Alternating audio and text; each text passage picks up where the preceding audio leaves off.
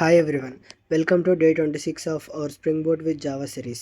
Previous లెసన్లో మనం day 1 నుండి డే 24 వరకు కంప్లీట్ రివిజన్ చేసుకున్నాం. ఈరోజు మనం రిపాజిటరీ యానోటేషన్ గురించి తెలుసుకుందాం.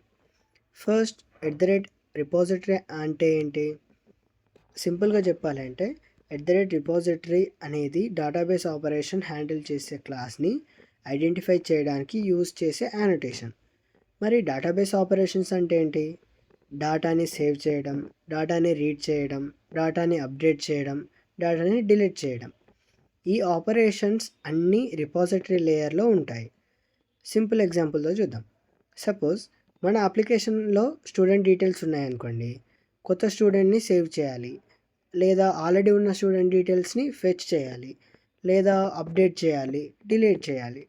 ఈ ఆపరేషన్స్ అన్నీ రిపాజిటరీ క్లాస్ హ్యాండిల్ చేస్తుంది. అందుకే ఆ క్లాస్ పైన రిపాజిటరీ యానోటేషన్ యూజ్ చేస్తాం.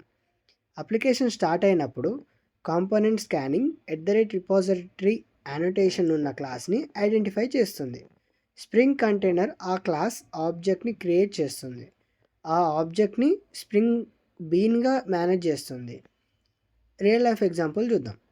మీరు బ్యాంకు వెళ్ళారనుకోండి, క్యాష్ డిపాజిట్ చేయాలి అంటే క్యాషియర్ దగ్గరికి వెళ్తారు. క్యాష్ విత్డ్రా చేయాలి అంటే కూడా అలా కూడా క్యాషియర్ దగ్గరికే వెళ్తారు. క్యాషియర్ డేటాబేస్తో డైరెక్ట్గా వర్క్ చేసే పర్సన్ లాగా. అలాగే స్ప్రింగ్ బూట్ అప్లికేషన్లో రిపాజిటరీ డేటాబేస్తో కమ్యూనికేట్ చేస్తుంది. కంట్రోలర్ రిక్వెస్ట్ని రిసీవ్ చేస్తుంది. సర్వీస్ డేటాబేస్ లాజిక్ని ఎగ్జిక్యూట్ చేస్తుంది. రిపాజిటరీ డేటాబేస్ ఆపరేషన్ని కంప్లీట్ చేస్తుంది. సింపుల్గా చెప్పాలి అంటే కంట్రోలర్ యూజర్తో మాట్లాడుతుండు, సర్వీస్ అప్లికేషన్ వర్క్ చేస్తుండు, రిపాజిటరీ డేటాబేస్తో వర్క్ చేస్తుంది. అందుకే రిపాజిటరీ యానోటేషన్ స్ప్రింగ్ బూట్లో చాలా ఇంపార్టెంట్. రియల్ ప్రాజెక్ట్లో డేటాబేస్ ఆపరేషన్స్ అన్నీ రిపాజిటరీ లేయర్లోనే ఉంటాయి. నెక్స్ట్ వీడియోలో మనం కంట్రోలర్ యానోటేషన్ గురించి నేర్చుకుందాం. ఇంకా యూజర్ రిక్వెస్ట్ని ఎలా హ్యాండిల్ చేస్తుందో చూద్దాం.